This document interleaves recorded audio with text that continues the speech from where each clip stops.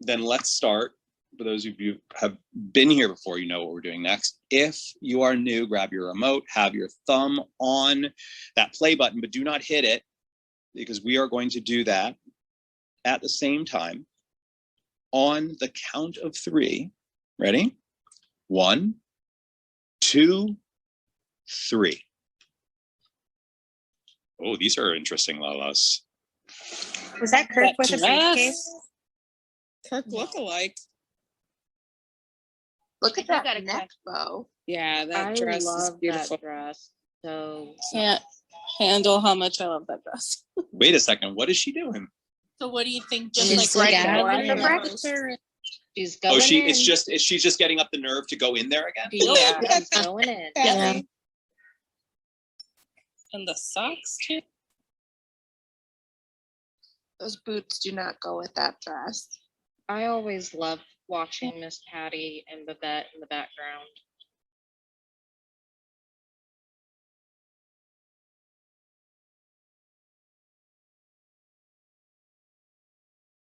So Sheldon-like, right? Fun fact, I almost named my dog Sheldon because he is Sheldon.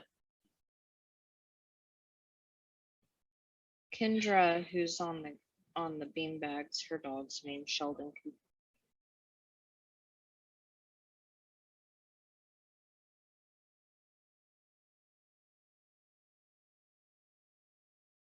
Oh, jeez. Kirkwood. Kirk would fit well in the planner community.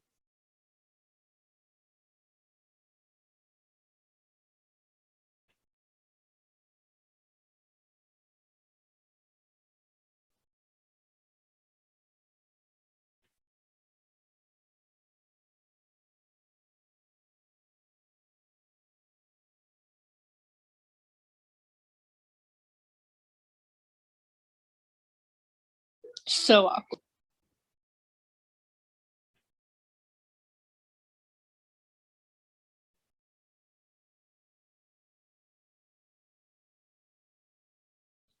It's awkward, but at least they're trying. True. I was gonna say, what a difference an apology made. Yeah. I love that last episode. Mandy, I just said to Jason, awkward. Don't you think it's awkward? And then I thought I was unmuted because you said it's awkward, but I was like, oh, that's weird. Sorry. I said awkward too, Chris. I didn't hear you. Well, I don't really get what happened there. Why so She weird? hasn't They been haven't there in talked like in months. months. She hasn't even, so, Yeah, but they're all good now. They met in the maze. They talked it out. It's still weird. She That's hasn't been weird. in the diner. Yeah. That wasn't it wasn't enough. She wrote that Diner. letter for him too. I mean, You also have to remember that when they were at the maze, it was just them two, and now the whole town's watching. Right, like true. Patty and Babette are like staring. And what Right. can she share about her life that isn't gonna affect like dating and like personality? They're still feeling things.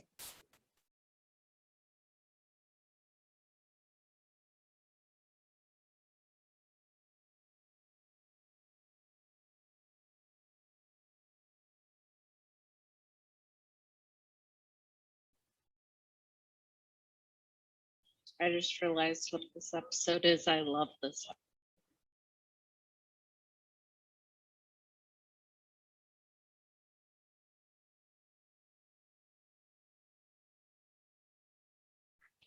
Was this before? Oh wow, Kristen chickenpox and Michelle vaccine? are in this episode. No, that vaccine was out in the mid-90s. And I just said, and she just said they've both been vaccinated. Never mind. Michelle and Kristen are in this episode. Yep.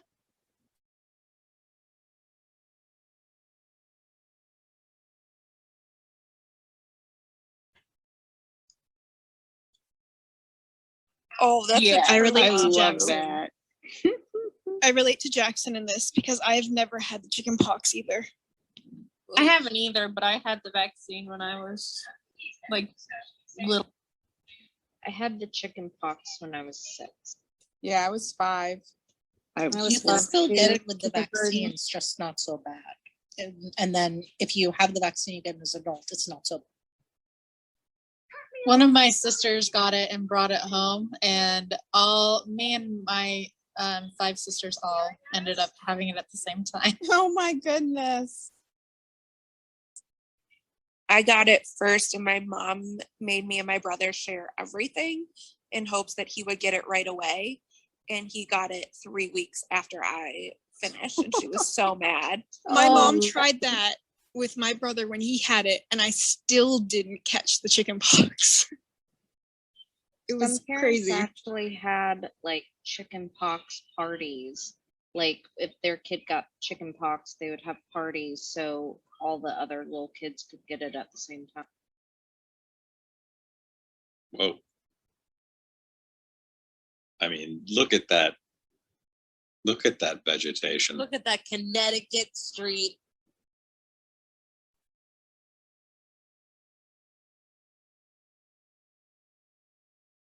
Just all that brown. I just remembered drop. what this episode is.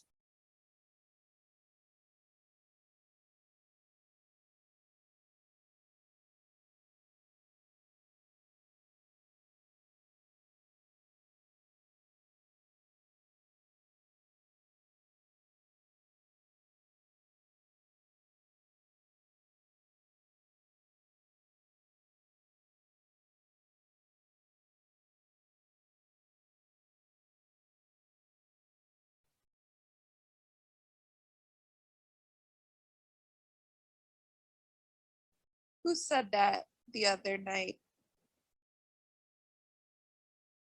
during 10 Things I Hate About You? Thickness is no longer an indicator. Do you think that she will be going into legal or medicine? Silence. I think we'll have to wait and see. Well, I I mean, don't just re- I based don't on this, remember. like based on what we know Yoga about instructor. Yoga instructor. All the way. Well, I can say that sick people freak her out, so I don't know why she'd want to go to medical. I vote mechanic. I mean, she seems like she's right for law, though. She would make I a would- really I good would- lawyer. It's still a thing. Yeah. But remember when Doyle was sick, she always said like that she was pre-med. Yeah. I think she, But I will say, like, if I was being sued, I'd want Paris to represent me. she's She'd definitely make a the other shark. side cry. Oh, Doyle, so cute. Uh-oh. I have a love-hate relationship with this. Rachel, did you have any Parises in your Oh yeah. you Wait a sound second. She happy didn't about finish reading it. They said pleased to inform you. Could have said, pleased to inform you that you're on the waiting list.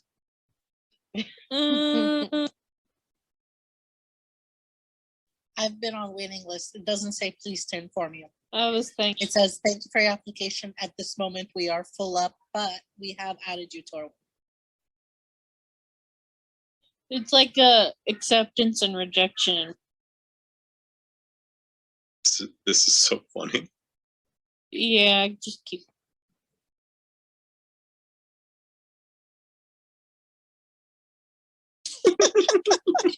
The level of excitement every time. Amazing. Lori's face my sentiments in this.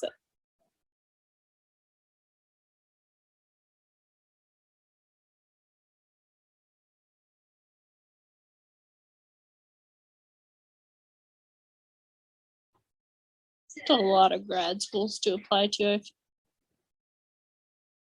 but maybe not.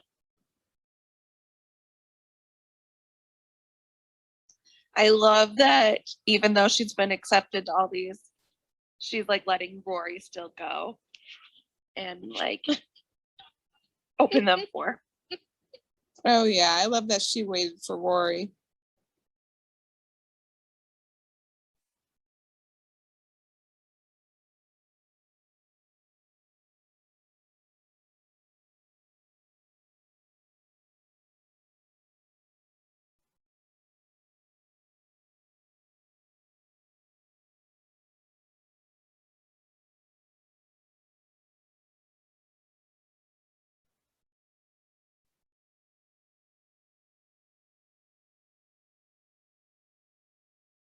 I want them to just keep on opening more.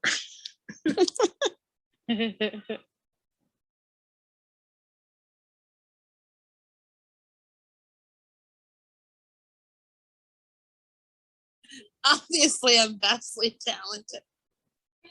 And extremely humble.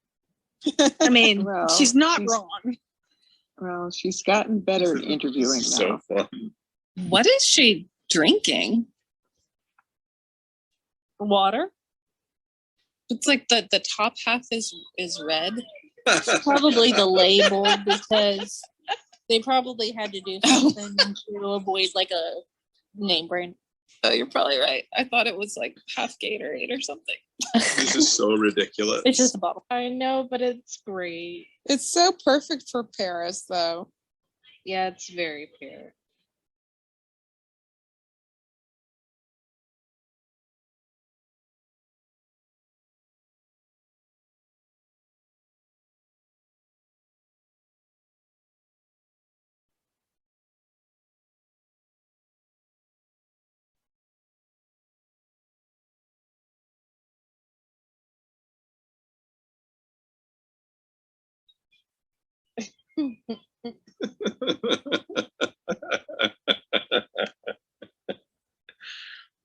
Oh my I don't God. I love how That so scene fair. is amazing.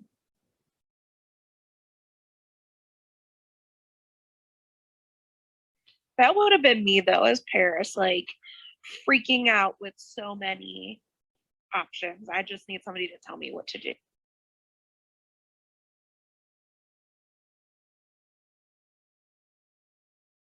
I love how she's mothering him. I feel like know. this would be me. It's I part feel of like the this would be me if I had to leave my husband anywhere. Yeah, it's hard to turn that off sometimes. I think it's And also also probably you- hormones because of the pregnancy. Yeah, but you also know how much of a slob your husband is at home. So when he goes other places, you're like, just don't embarrass me. Good point.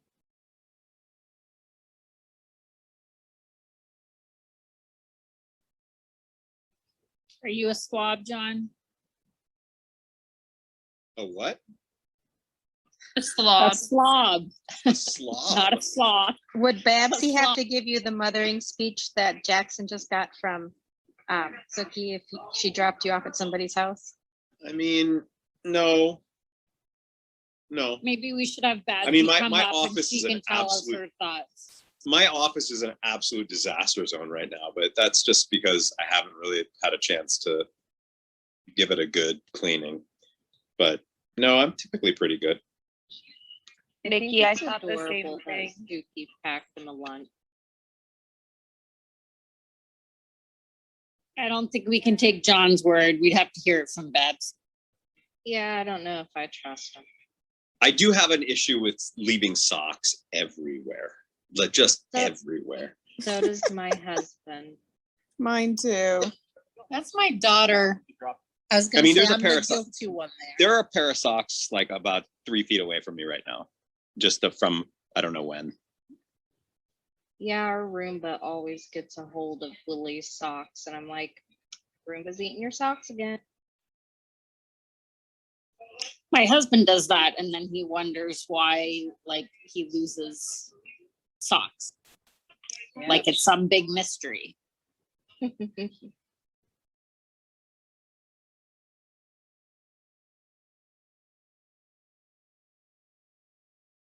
He said, okay. I mean, he really ran into that kid. Yeah, Just- does she not want to make I chicken nuggets for her mean, kids? If you had the option of chicken nuggets or salad, what would you choose? She's a produce Personally, guy.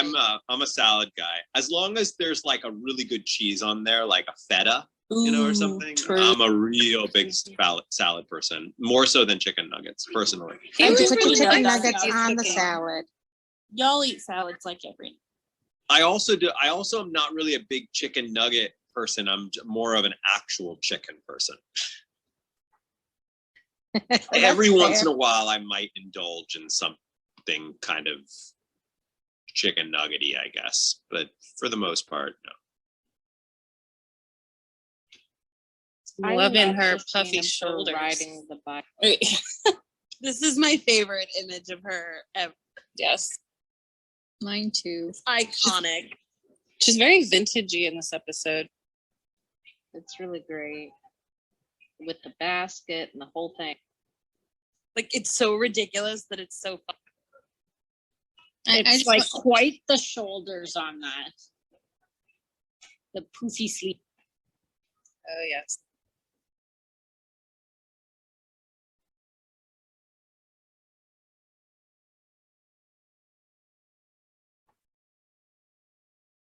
Also, just like riding, like just right in the middle of the street like that. Is that? Yeah, I was just thinking that. It's Maybe her move to the town. side. It's just like go a little. I mean, it's like, I mean, I get it.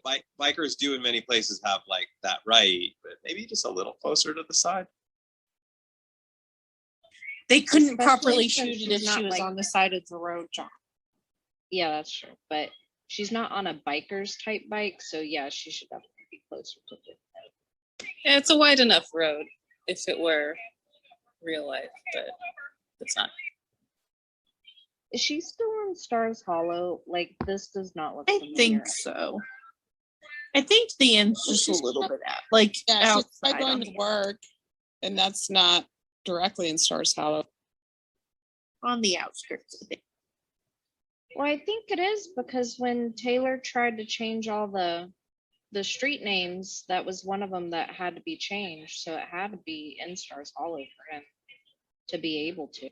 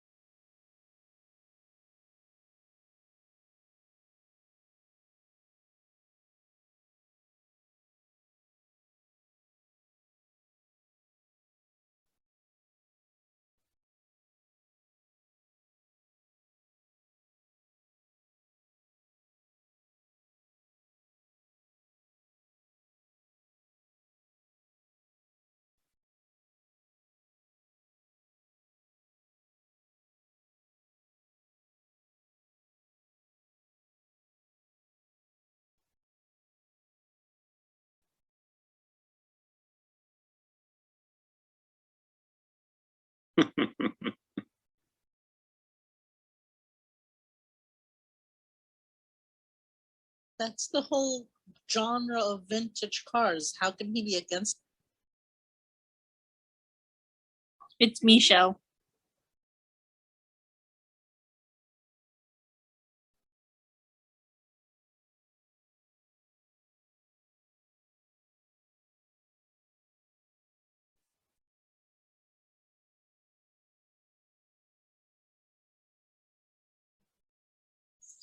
I remember going car shopping around when this episode first came out, and I was like thinking about what Michelle said the whole time, and it grossed me out. Yeah, I mean, once it's said, it's hard not to unhear that. Yeah, definitely. Seat covers, people just get new seat covers.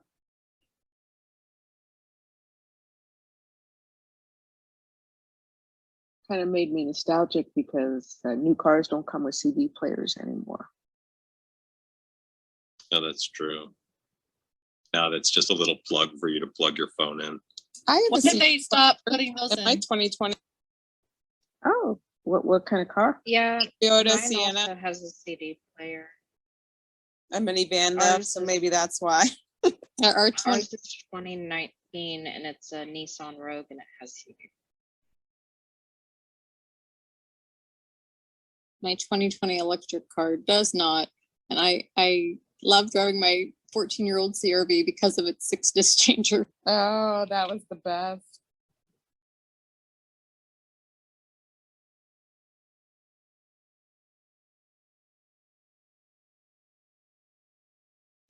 Who's she talking to? We'll find Take it down. out. We don't don't know. Who do you think? No. Well, Yeah. just because it's weird. Oh, it's kind of weird that they. Why? Why was that? Why did that need to be a I guess surprise? to it is He surprising. literally Because they just never have said, ever done that "Oh, before. Like this show is a show about telephone calls, and that's the first time that they've ever been like, "We're not going to let you hear who's on the other line." Didn't just Suki said tell maybe her? you should call Luke. I know it's just weird that they did that. That was a little different. And this totally does not. Maybe reflect Connecticut. maybe it's maybe possible that they just couldn't film the other side of it. Yeah, this whole episode actually has a lot of new and unique type of things that they like the Different writing narrative bike conventions, work, and then, cinematic conventions. and then them being together in his truck like on a street that we've never seen before. It's all In the daytime, I feel like they usually are. They're usually driving around in. yeah. Whoa, Doyle. I love Doyle. Where's he going?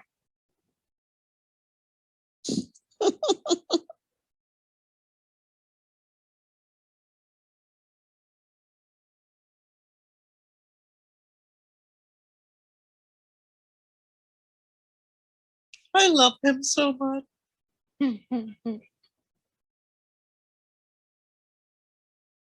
Poor Doyle. Aww. Oh, you just want to Somehow I have a feeling that somehow I have a feeling it's not over though.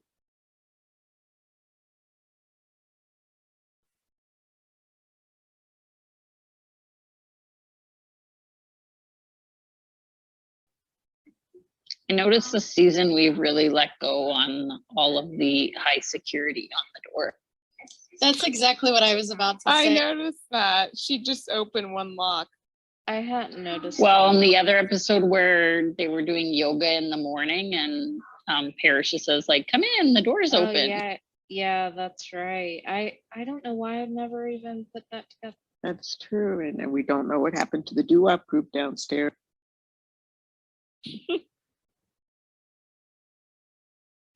I haven't heard their German Shepherd either.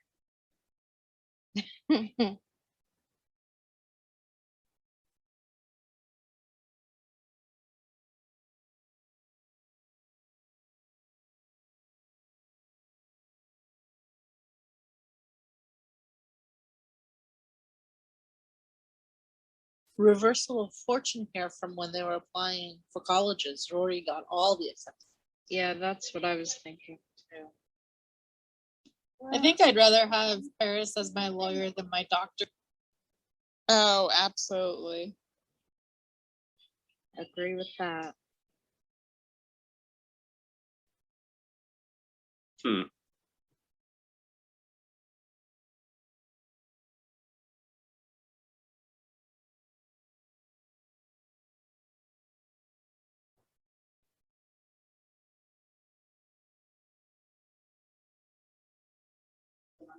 That's a fun movie.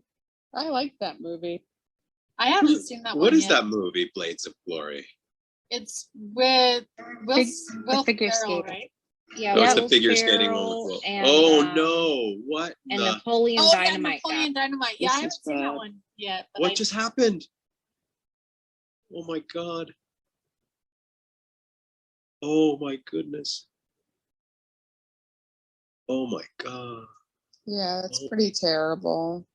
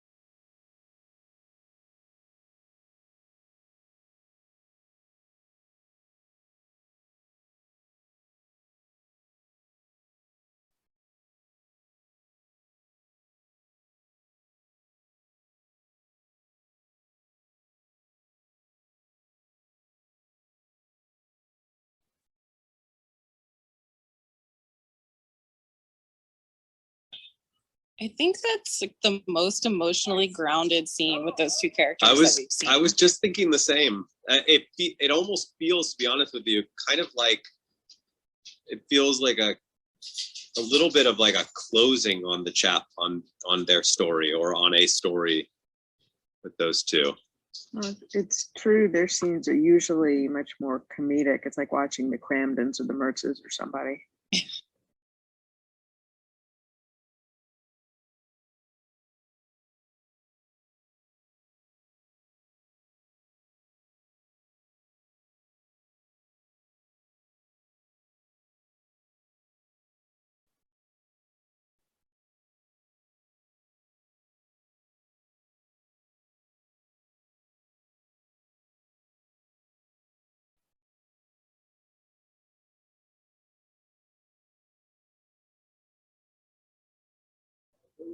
Where would this be in relation to the studio?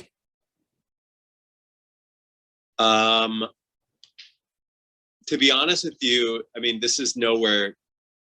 This is nowhere near the studio. This looks like it's Like an actual car lot. Oh yeah, this is not on the lot at all.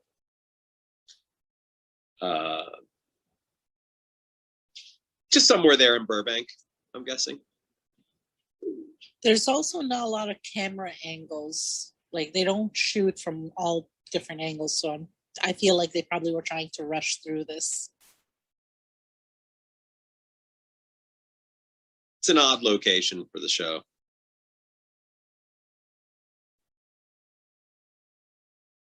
And it feels just very, it doesn't feel Connecticut. It feels very much like a car dealership somewhere here in Los Angeles.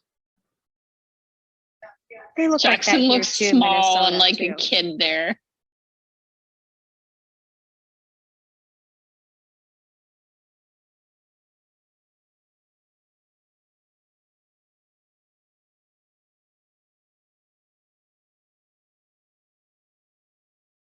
I feel like they've destroyed a lot of stuff in this season. Like what the dollhouse made me think of it, but that and like moving the gazebo and the car into Luke's, just kind of a lot of big stuff. I love her face in this scene. Well, it goes back to this theme of, nothing stands still, right? I mean, Lorelai's car, the dollhouse, I mean, all the things she loves.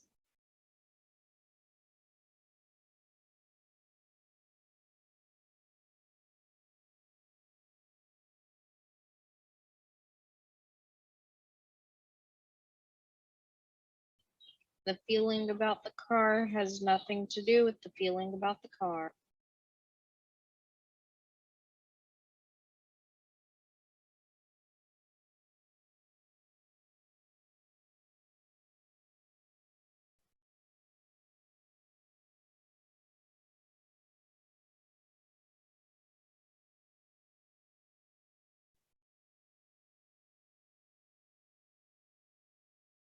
Oh.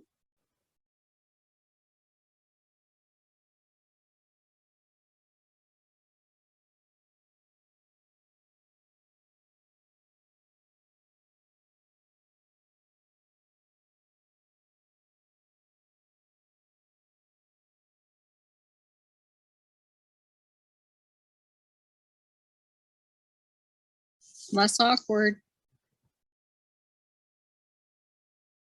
Yeah, look at her face, how she's looking at him. She's loving it.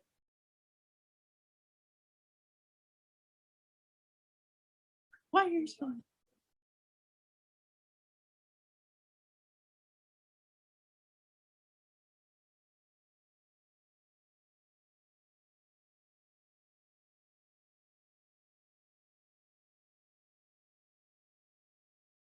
Just like Someone just said in Discord, John, is the Century 21 across the road where Brian worked. Yeah. Orange Cross. I'm just That- sitting on the board. That is on the lot. Such a cute image. Really?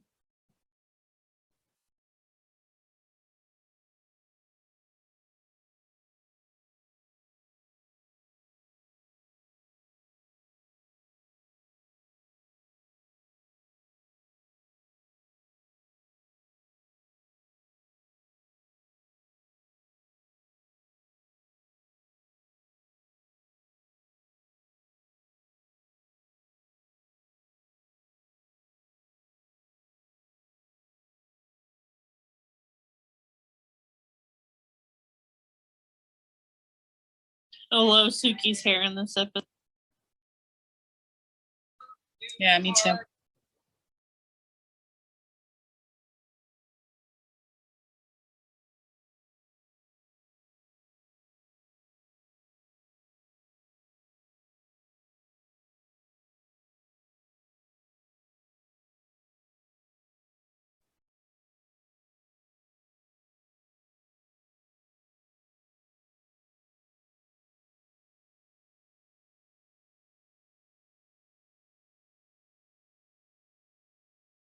You can tell she's really pregnant in this one because her face looks different. Oh yeah. You know how your face looks puffier or something when you're pregnant, just fuller and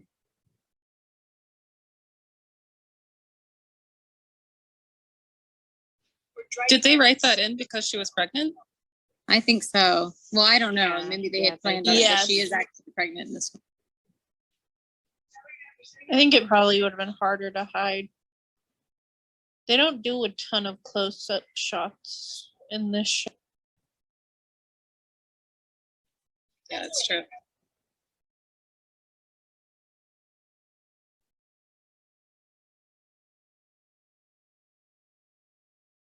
I really hate what Olivia's Honestly, kind of. I was just thinking, wow, that's the epitome of like the late 2000s. Yeah, I think wearing. Like that's the epitome of time. It makes me nostalgic for thrift stores at that time. Oh yeah. Oh, definitely. I can deal with the shirt. It's just the shorts I'm not a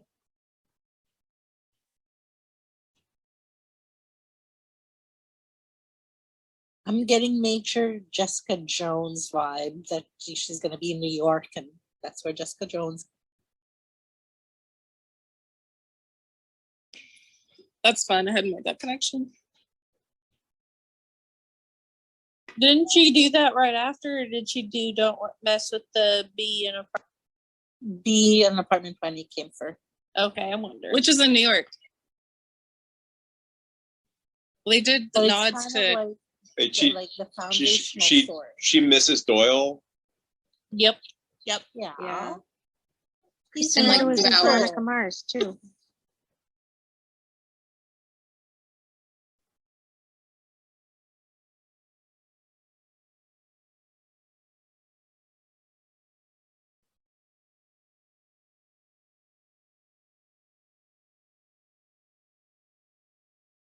Oh.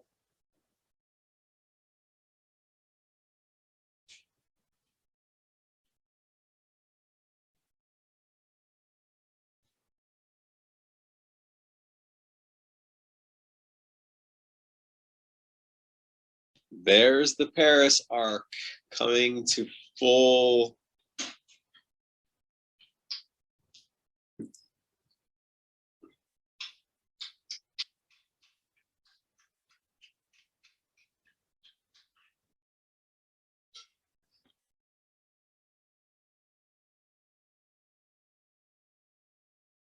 It's interesting. Like the last time she had like an emotional scene like this, it was a very different situation with the guy.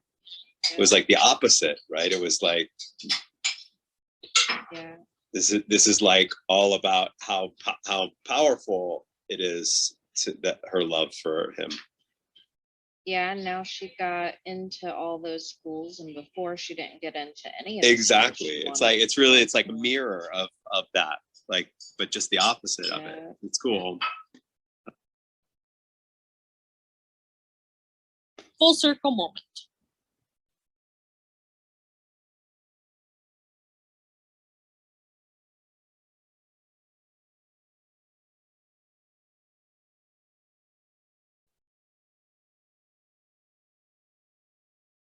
She's already done long distance with Logan in London, so Ooh.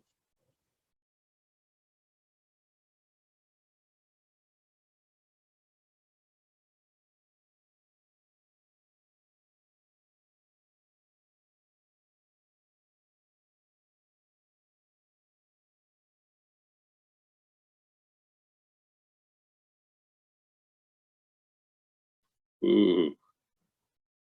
Yeah. I love this scene. Yeah, me too. So good. It's just so good. It's nice Oh, to see man. him there I hope again. I hope that there's a kiss. Oh, Sean, give me up. Why does it You're gonna always lose have that to be a bet. kid? Jackson. There's a bet. I know. The pajamas. He's no longer ashamed of them. My They're favorite like Jackson outfit. straight up rubies. It's awesome.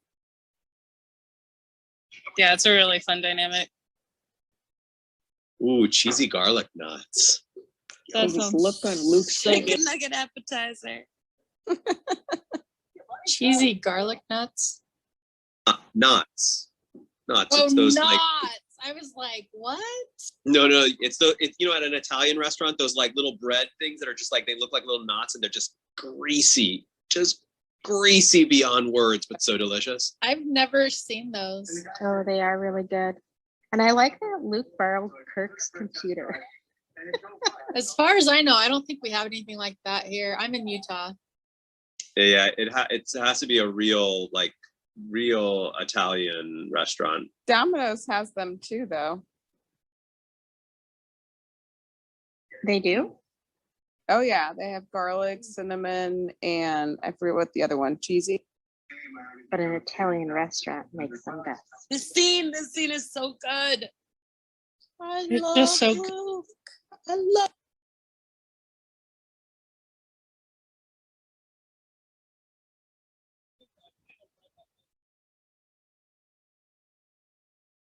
Yeah, how did she ride that bike around if it'd been sitting for so long? Yep, he's back This to is fixing kind things in of- her life again. Yep. Yeah, I'm this thinking the is same kind Has there thing. always been a of the stone time path that there? I just Are we noticed supposed to that rejoice? now. Are we supposed to rejoice in this relationship Yes, as like because a, we're as like friends. as like a They're friends long-term again. love relationship? This sounds like the perfect setup for two grouchy old people. Exactly. That It's sounds great. Who are meant to be together. Got it. Grouchy old people who are meant. Papa John's also has garlic man. I feel like Luke's not in on it though. Like Lorelai is loving pushing his buttons, and we see her reacting, and he's just getting angry. Oh, I But I guess that's Yeah. kind of how it was before. Yeah, it does feel like she's a little more in the know on all of this than It's more that they're past the fight because they're bickering, and that's really what it is. Yeah. she's doing medicine. Hey, Yep, I love that's what this she scene. just said. That's what she just said. Nice. Still think she'd be a better lawyer.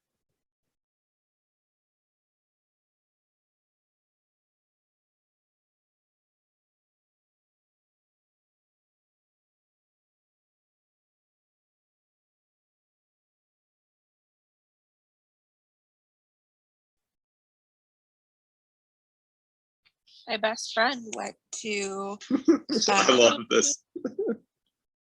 she went to social work school at WashU.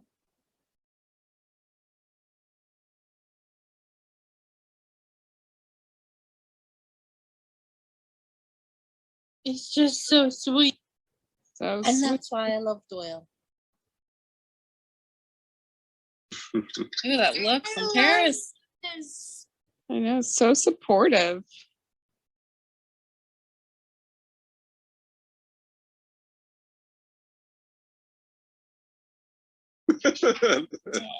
Like she's trying not to Krav smile. Maga for these two now. Something along those lines.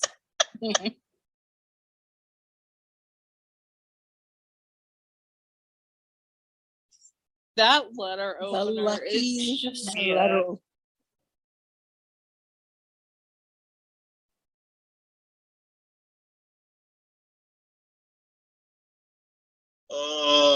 Oh, Not the big one. oh no. Action. Oh well, now I understand, MJ, why you were so bummed about her taking the fellowship. You know, even when I watched it the first time, though, I thought it was a huge mistake of her turning it down. And then when she didn't get that, I was like, see, huge mistake. I agree. I You have a agree. job, you I accept agree. it. Oh. And if something comes up, you change your mind, but you don't say no to a job that's right there. Absolutely. Exactly. I'm still. They I'm said that still- she could change her mind. I don't know why or how, but she did say that. I think that was supposed to be the dilemma, which does not seem realistic. I'm Like a still, contract. I'm still of the belief that she made the right decision. Because I do think that like I don't know. I mean, I'm a person who follows dreams, and like it just feels like that was that. I feel like that was what she wanted to do. You know. I And- agree. I think that I don't think she wanted that. I think she just applied for it as one of the options. I don't think she really wanted it though. Mhm. Well, let's get some other folks up here on this couch with us, and we will have a discussion about this lovely episode. Except the stuff in the car dealership. That stuff was a little weird. It's showing how they're becoming Come on friends up, again, everyone. John. Group rule. Look at Lorelai going back to their friendship. It was just mostly that it just felt like I was in Burbank. You know, I mean, it was really didn't like. It was the most like taking me out of Connecticut moment that I've had in the entire series. Okay, John, that's did you fair. hear what I said about the chicken pox? Oh, I didn't. I saw a message come in, but I didn't really get a chance to. When I was 30, I had the doctor thought I had spider bites. It happened to be shingles. I gave my son chicken pox at 11 months old. He gave it to my husband at 32 years of age. And then 10 years to the day later, my son had shingles. And we're praying that he doesn't get them again next year because it'll be 20 years since he first had them. Oh, geez. So about what just happened and what you were saying, John, about how you're a believer on like following dreams and stuff like that. I'm also a huge believer on that. And for me, especially lately, I've been the person where it's like no one should ever settle for anything, whether that be jobs or an apartment or relationships. No one should settle just because it's convenient, like especially with jobs. Like if you feel like it's not the right place for you and you think that there's something better out there for you, then I wouldn't settle, because you don't want to be, and I've seen this happen to too many people. They settle for a job just because it's convenient and there's money coming in. And yes, it's always good to have a job and have money come in. And I've thought about this lately, especially considering my situation. I would never, ever again settle for a job or sacrifice like mental health or anything like that just because it's a job with money coming in. And I think with Rory, I think she made a good choice, even though now she doesn't have a backup, because the Reston Fellowship was her backup. And I think she did make a good choice, because like I said, you should never settle for anything just because there's money involved. Yeah, and I feel like too many people do that. Yeah, Sorry, let's Tasha, move. go on. Let's get others involved in this discussion. Right. So where do we want to dive in? Do we want to start there with this idea of her losing the fellowship, or do we want to backtrack a bit? I did have some thoughts, but I don't know if anyone else wants to back up first and then come back to this. Well, I mean, if you have thoughts on this, then let's hear that. Speak your mind, friend. I'll keep them relatively quick. I agree with John and Tasha about how she made the right choice. And I view it not differently, but from another angle of Rory's in a very privileged position. First of all, she's not actually finished school yet. She has a parent who's going to have a home for her regardless. She has grandparents who are going to give her money regardless. And she's getting her praises sung by so many people, so many references, that she will find another job within a few months.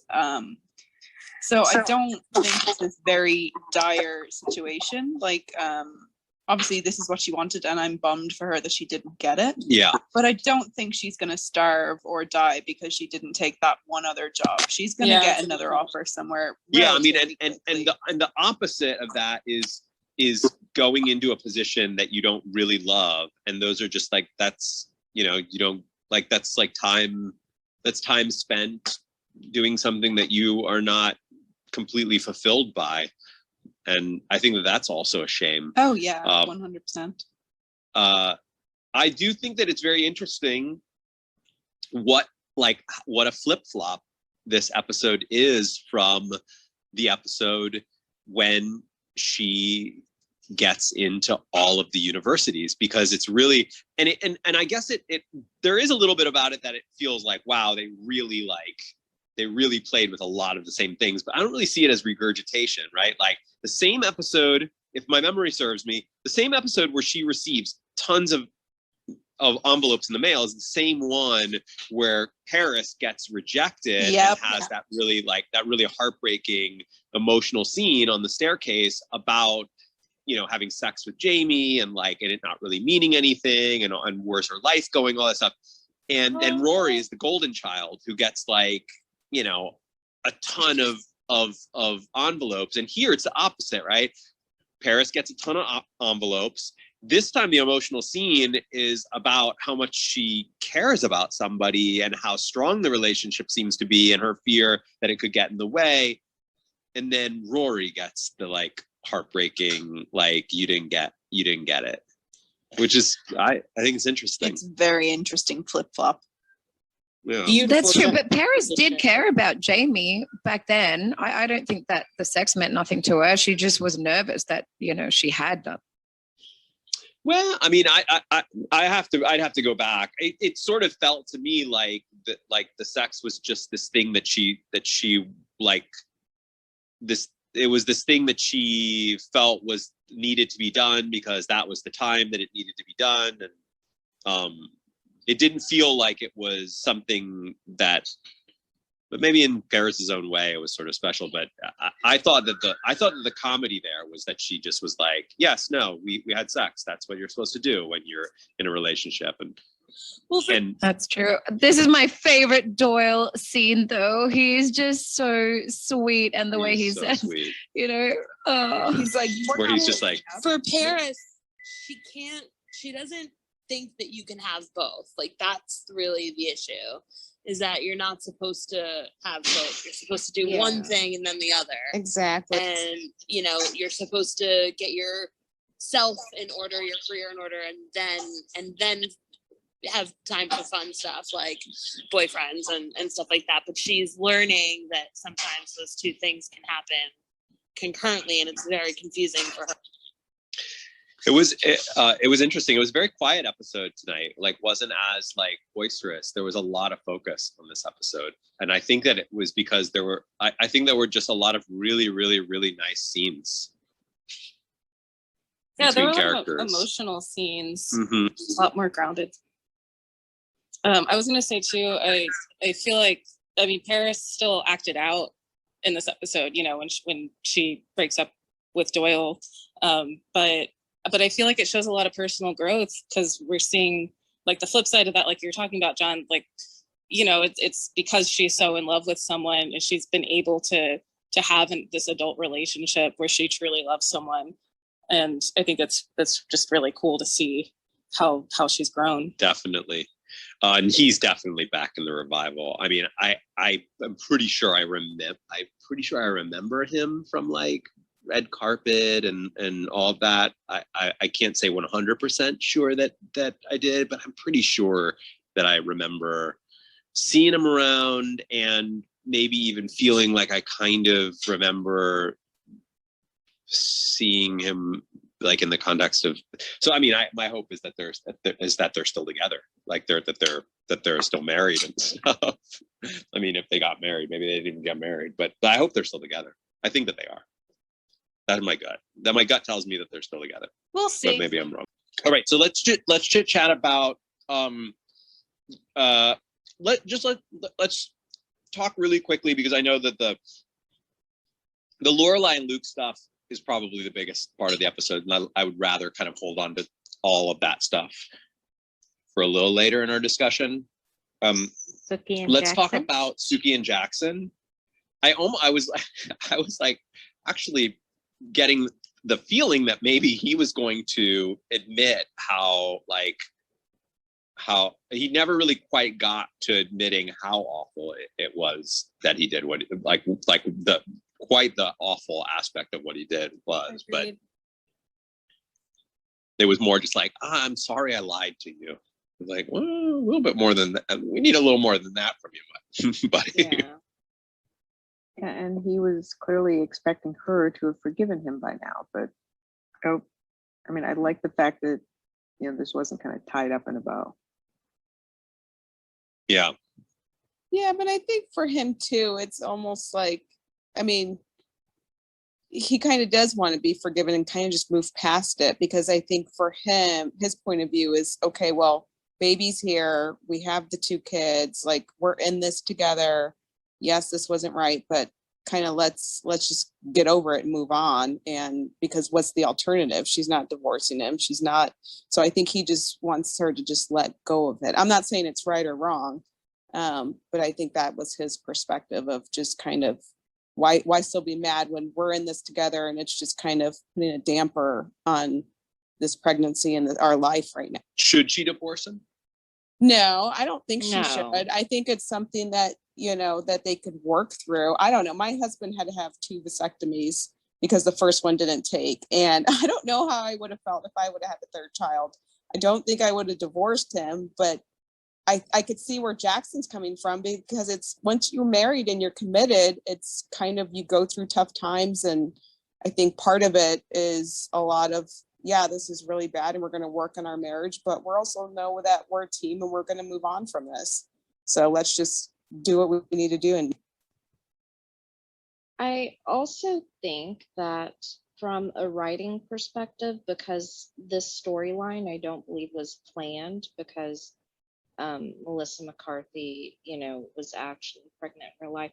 I don't think that they necessarily devoted the time to it that maybe they should have, because they just didn't think that they were going to need to come up with the storyline to explain away a pregnancy. So I think that it was more like an afterthought, and they didn't really devote as much time to it as maybe the viewers would have liked.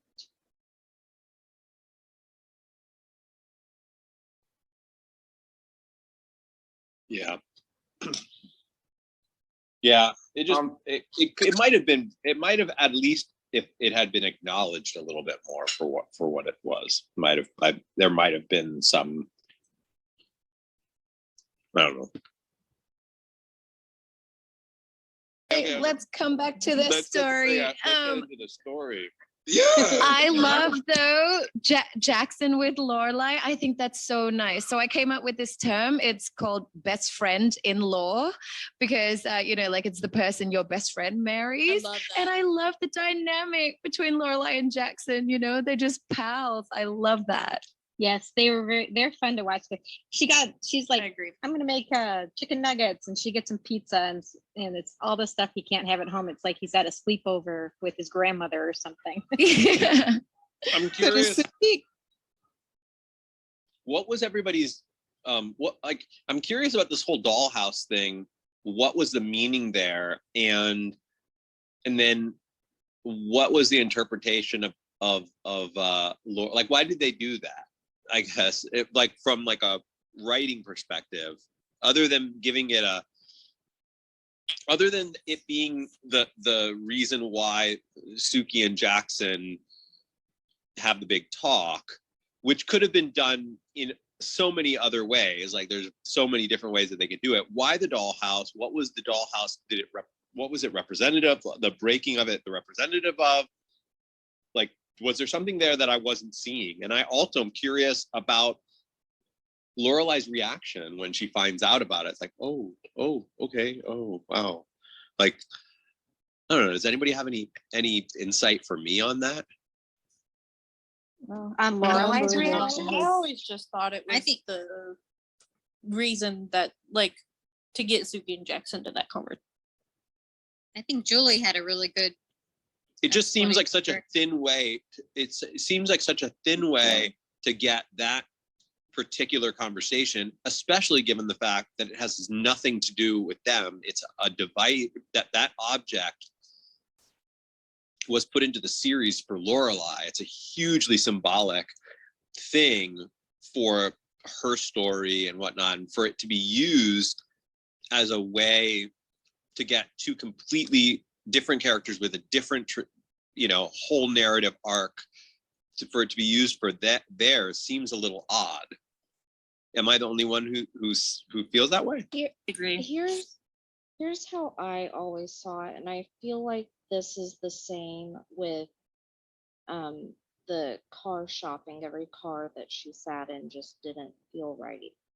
I think it's representative of her relationship with Luke at that time, because when Suki calls her to tell her about the dollhouse,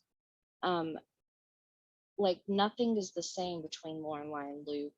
It doesn't feel right to Lorelai. Like it's almost like the memory of him was smashed with the dollhouse. And then that's the same thing with the car. Like she keeps getting in each car and she's like, this doesn't feel right. Nothing about this feels right. It just feels different. And I think that that was all representative of how the relationship with Luke was going at that time. It's funny, Mandy, I saw it in a slightly different twist. I saw it as Lorelai's insistence on holding on to the car and her love for this car and not wanting change. And the dollhouse being like, well, sometimes you don't have a choice. Change has to come and you have to let it go whether you like it or not. So I think it was like this contrast between she's doing everything she can to keep things and to get her relationship back with Luke and to get her life and her memories the same. But wait, we're like already talking about this? Yeah, we're not. I mean, we're talking about a variety of things, and the conversation will weave around and go where it needs to go. So by that, it seems as though then that the dollhouse and the car function almost exactly the same, because they're both these important things from their past, both of which broke in the episode, and both of them are being fixed. I agree with you, the Mary. attitude, the idea of the one that's being fixed to remain the same, and the dollhouse it's inevitable that it's going to be different when it's back together, because there's some things he's not going to be able to replicate exactly. Yep. Did they say that?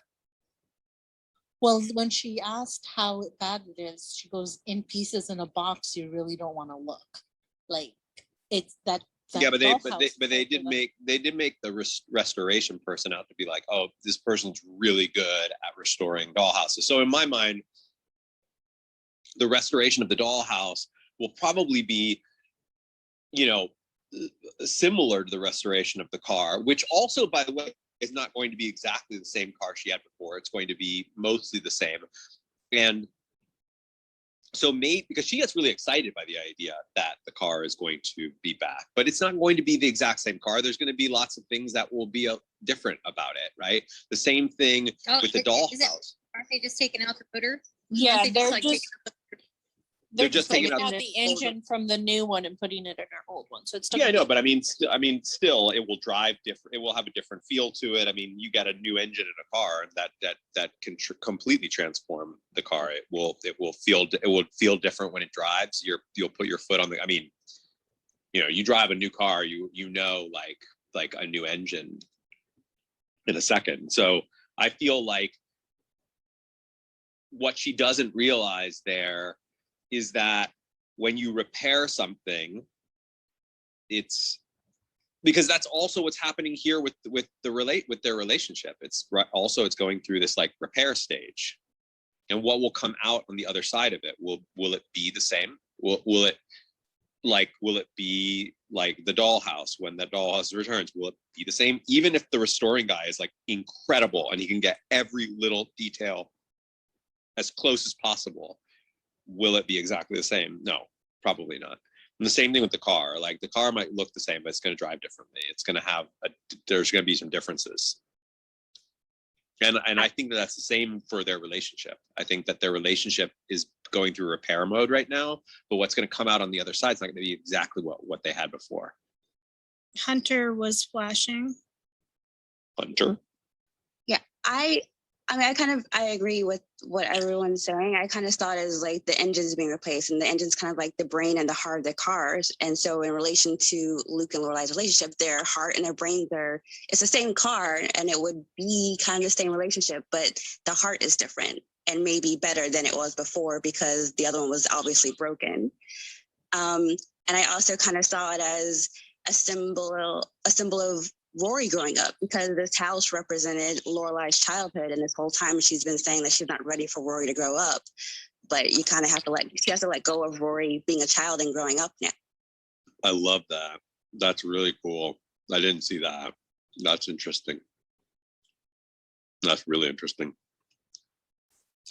Yeah, Hunter, I really, really like that. And the other thing I was just thinking of is that maybe it's not about what the end result is going to be, you know, a pieced together dollhouse or a different car that drives, you know, or the same car that drives differently. Maybe it's really about the effort and the process. Like you can see that Suki and Jackson love Lorelai so much. So they've gone through all the effort to find a guy and do, you know, they feel so bad. And like, you know, the effort that they're putting into it is representative of how much they love her and care about her. And I feel like all the effort that Luke goes to find, like to get on Craigslist, and he hates computers, so you know that was probably a hard thing for him to do, and like get, you know, find this other car, do the whole thing, do all the research, test drive the car, call Gypsy, like the whole thing that he does is like, it's all really about the effort, right? Like it's not so much what the end is going to be, but like the fact that he's doing it.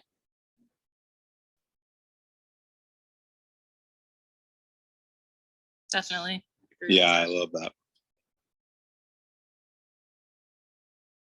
All right, I'm taking a lull.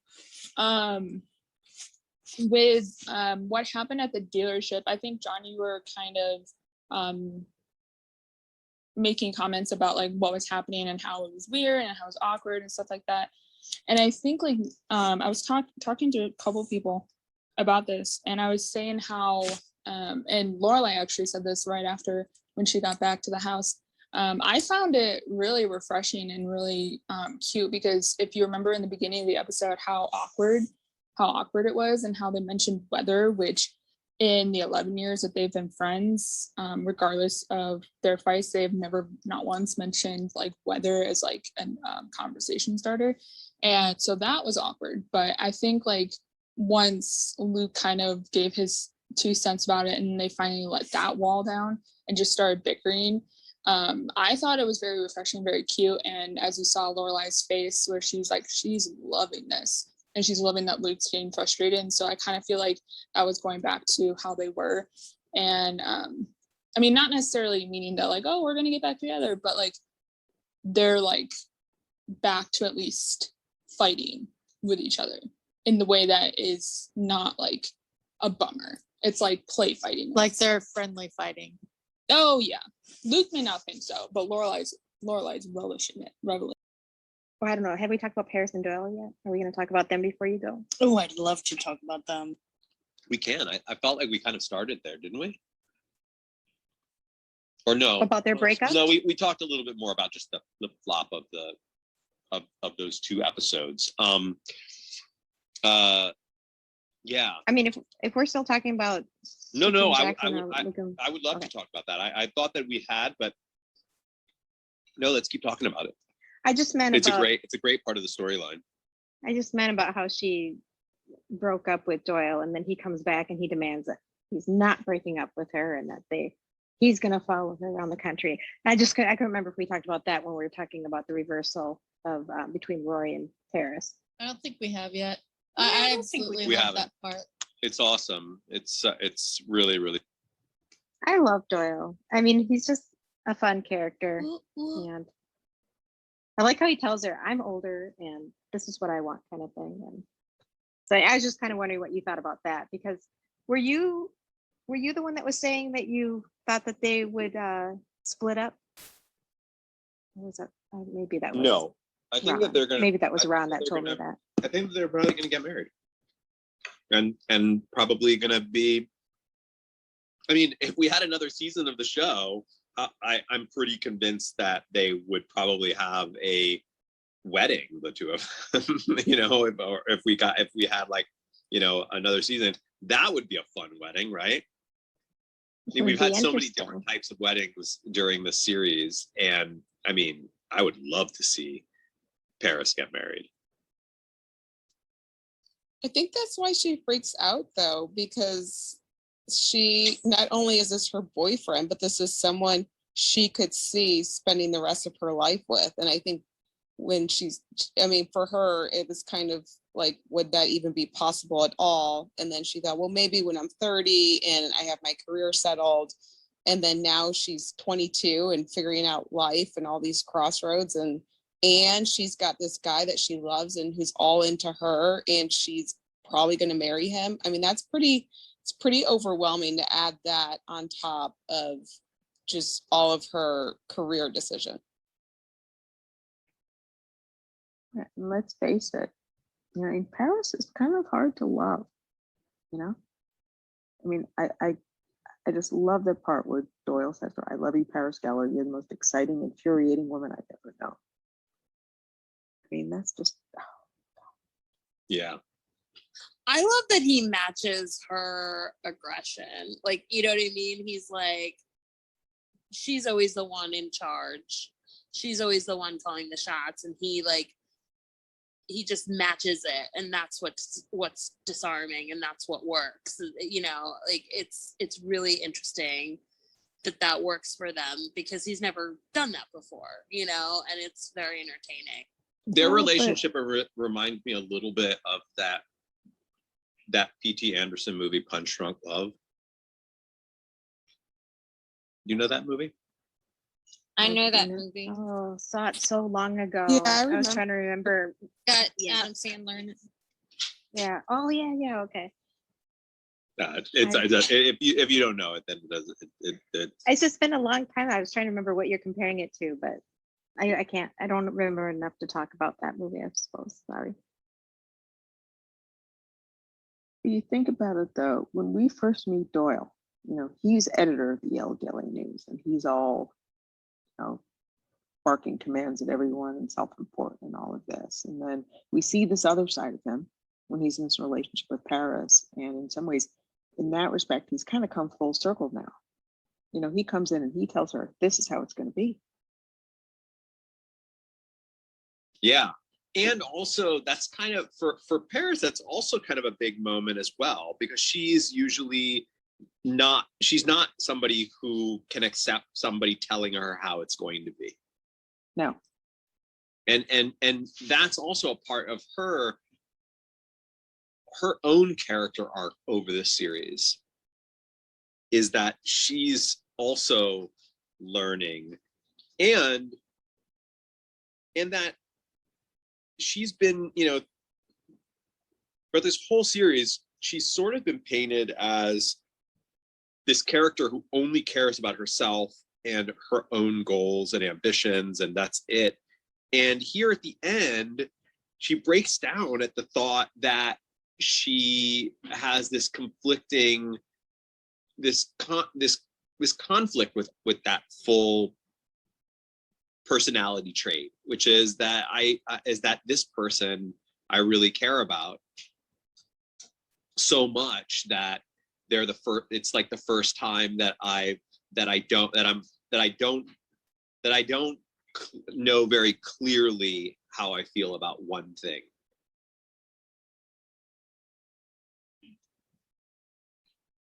Yeah, I think it also plays into how when she's talking to Rory about how they both broke their stallions or whatever, and it's not just that Doyle's changed, Doyle changed her too, because she, like you said, she was more into like her studies and more into that type of stuff, and then it's changed to the point where she wants to make sure that they're still together and everything. Yeah, I think it's a really beautiful, well played out arc for that character. Yeah, I absolutely love it. And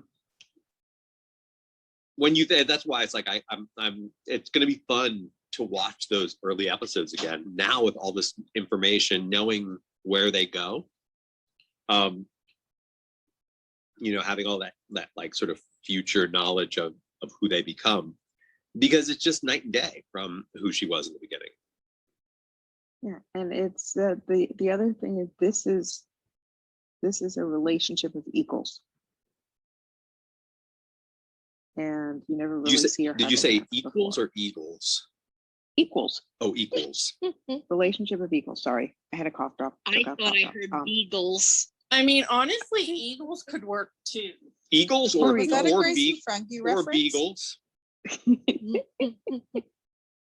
Or seagulls if we're going there. Wait, who said seagulls? Who said seagulls? did. You're getting some kernels right now. Who Oh, said well, seagulls? thank you. Question about the show. Back to Rory and Yes. Paris. Mhm. What did you think of their discussion when Paris was having her breakdown about choosing to be apart is choosing to be apart? Choosing to be what? She said maybe choosing to be apart is choosing to be apart. Yes, right, exactly. I love that. Mostly because I know I'm going to be right when I say that these two are not going to be together by the end of this by the end of this season / series. Yeah, I mean, I think she's totally right that if they're choosing to be apart, then at the very least, she's putting her career ahead of it. Good for her. But I mean, that might be important down the line for them. So you could potentially argue that like she needs that in order for them to have the best potential relationship in the future, which would then be putting the relationship at a much higher standing than it seems Paris is giving it credit for. What do you think of that? I agree. I think the fact that Rory has already endured a long distance relationship with Logan against her will showed to her that they can do it, and it doesn't need to be as big a consideration. Paris has never gone through that. So for Paris, it's a big deal. But Rory, no. Yeah, I can see that Rory feels confident that she could go through it again if she needed to. Yeah, but Paris really only has ever had Jamie or Doyle. So, and Jamie was sort of long distance, but not really long distance. And she cheated on him right away. So for her, that seems like the end of the world. But I forgot about. And don't forget Asher. That was an age-long distance. Oh, no question. But when he went to London, she went with him. Yeah. So this is different. Yeah. I guess I blocked Asher out. Yeah, but I mean, it wasn't a long distance. But Asher wasn't a long distance. No, but that's neither right. was Doyle. But I was just thinking about how Jamie or Paris only had Jamie and Doyle as boyfriends, and Jamie was only kind of sort of long distance, not really. But I forgot all about Asher. So when you said that, I had to think about it. I'm like, Asher? Oh yeah. Sorry, it just kind of caught me off guard. This is what I get for golfing before the event.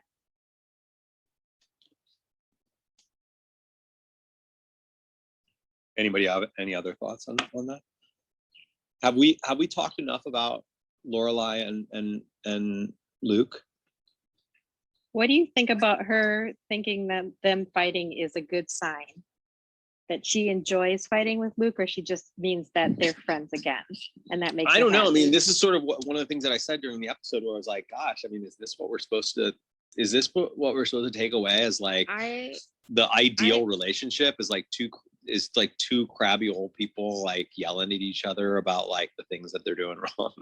I think that it means that they're comfortable enough to say what they think. Because before they were kind of keeping their opinions to themselves just so that they don't step on anybody's toes. And I think that when you can get to a point with somebody where you can yell at them freely and openly, a lot of times that shows that you're comfortable enough with that person to do that.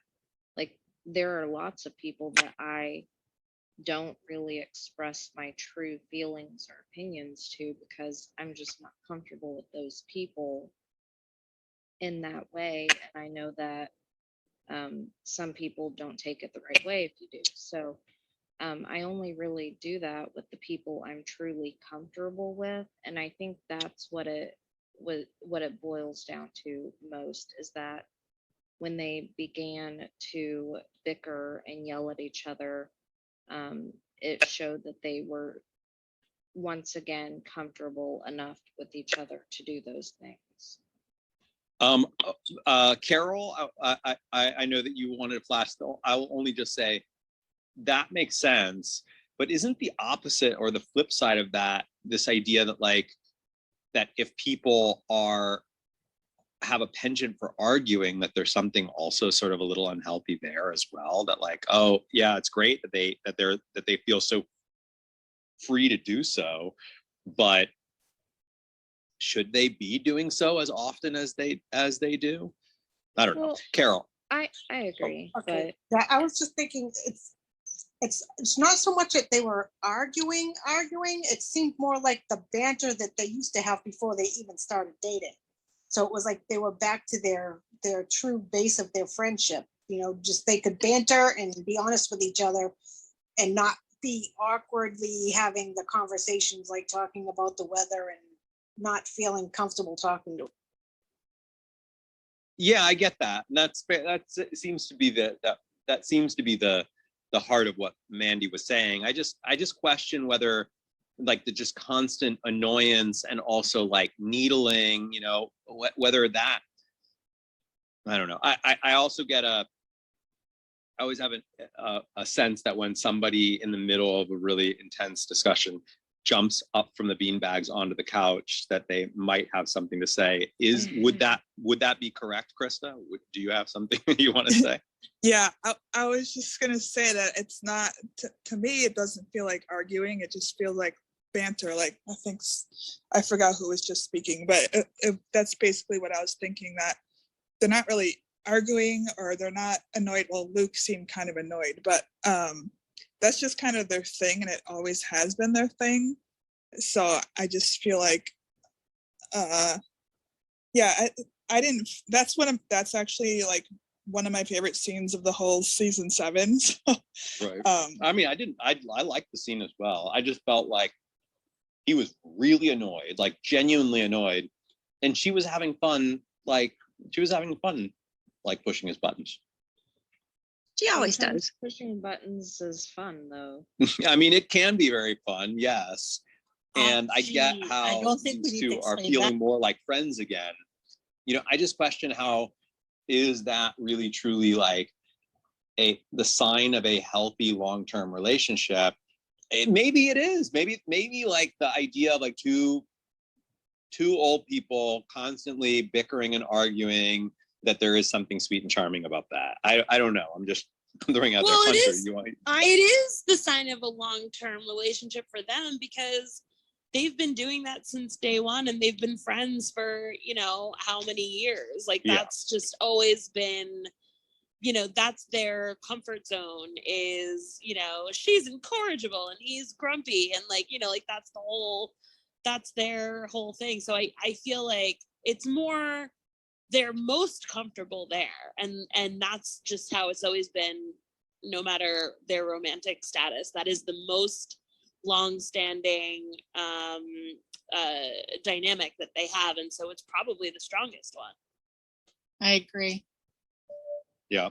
Yeah, I think it seems a little bit more maybe like harsh because we haven't seen it for pretty much the entirety of this season. And they really only had a couple little minor conversations for like the last 10 months, because I think that's what Babette and Miss Patty say to her when she comes in to Luke's at the beginning of the episode.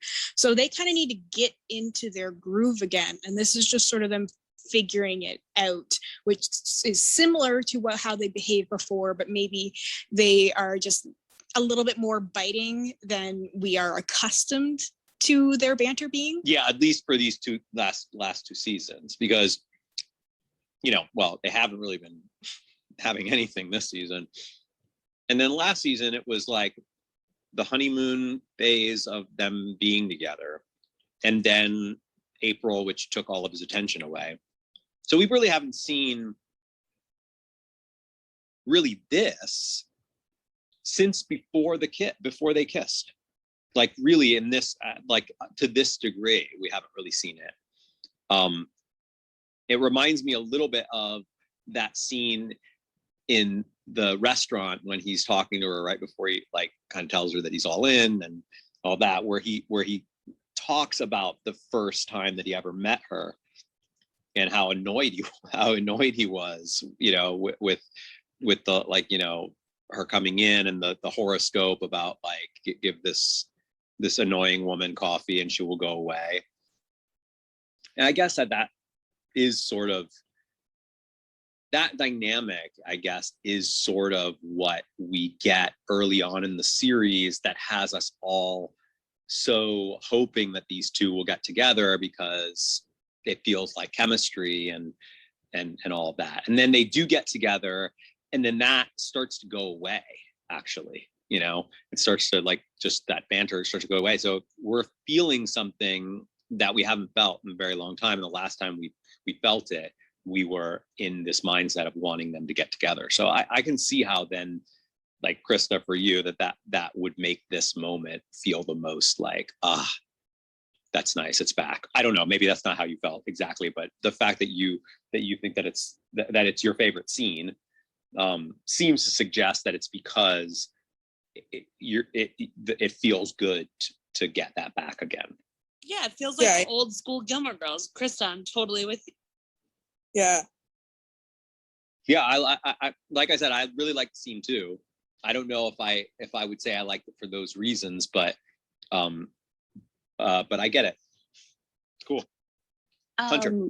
Yeah, I was gonna say, we also see this with Paris and Doyle, though. They're charming when they do it. Like, they argue and scream at each other, and they did that in this episode.